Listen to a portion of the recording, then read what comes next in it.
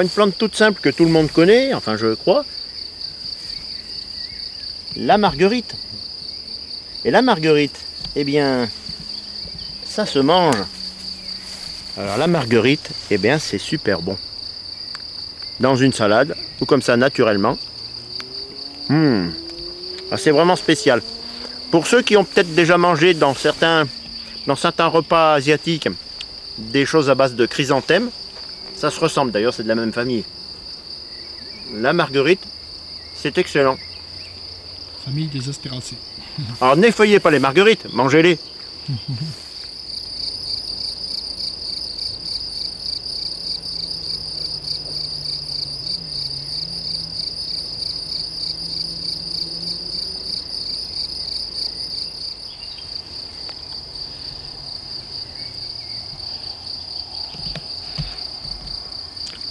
Alors ça c'est une punaise qui va sur les ombellifères. Va ma petite. Ne reste pas avec tonton. Ouais, tu la déranges pas, tu vois. Non, hop, voilà.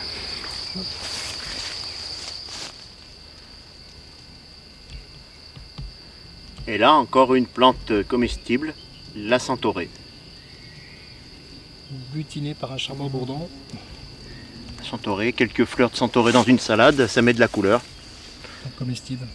Tu nous fais une dégustation, je veux. Une petite centaurée. La centaurée, c'est la santé. Sans passer.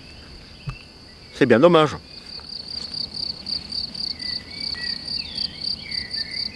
Un euro blanche, probablement.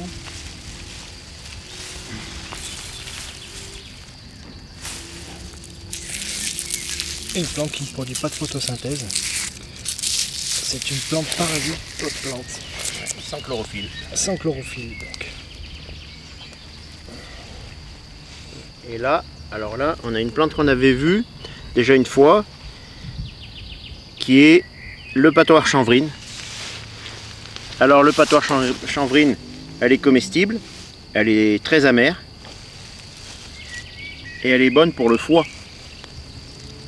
Alors, ça revient à ce que je disais précédemment. Souvent, les plantes amères sont bonnes pour le foie. Ah, je ne sais pas si c'est vraiment une généralité, mais c'est souvent le cas. Patoir chanvrine.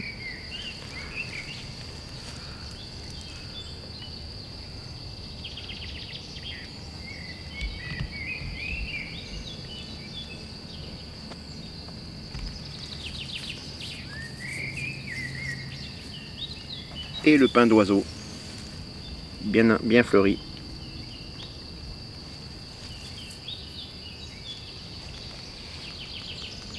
Voilà, alors encore une plante sans chlorophylle. Alors ça a un aspect un peu mort, c'est pas mort. Et ça vit sur les racines d'autres plantes. Là, nous avons les silènes, on avait vu les silènes dans des épisodes précédents. Là, ils paraissent un peu en train de mourir, mais ce n'est pas le cas. Ils sont simplement en train de fructifier. La fleur a disparu, et voilà qu'un fruit est en train de se créer. Regardez. Là, ça fait une fructification. Là, on a un silène qui vient juste de finir sa fleur, avec son petit bide gonflé. Et ensuite, eh bien voilà, ça devient un petit fruit.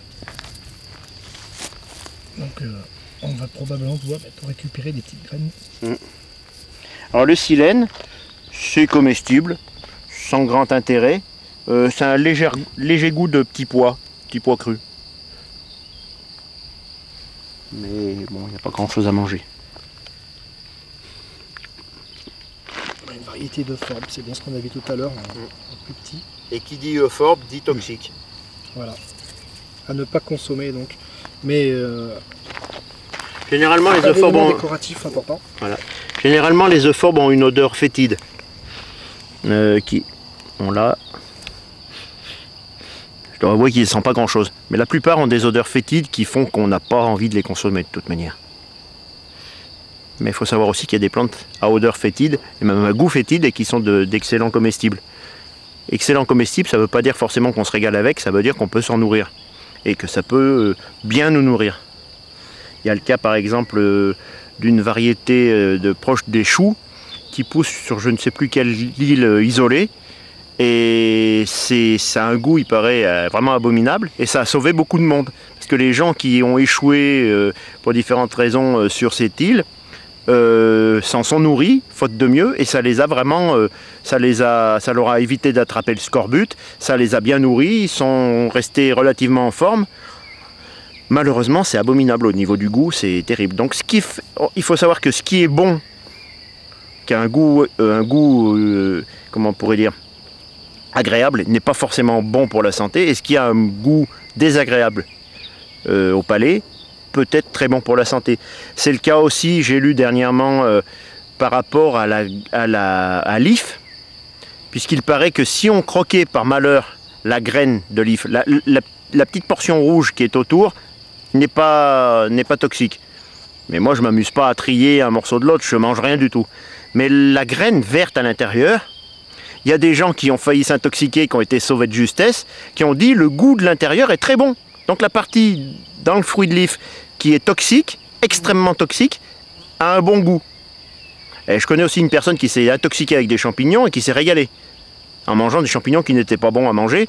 Mais elle a dit, comme les limaces les mangent, moi je vais les manger. Il les a fait cuire, il s'est régalé. Heureusement, son entourage familial n'a pas voulu en manger et a pu l'emmener à l'hôpital au moment venu, puisque ce monsieur a subi un lavage d'estomac et est resté quelques jours à l'hôpital.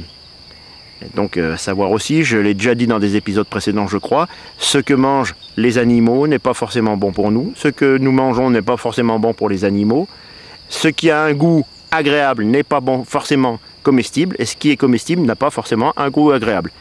Bon, la plupart des plantes que je vous fais voir et que nous goûtons avec Damien ont la caractéristique sympathique d'être à la fois bonnes pour la santé, d'être des plantes comestibles et au goût agréable. Voilà, j'ai essayé de faire un résumé.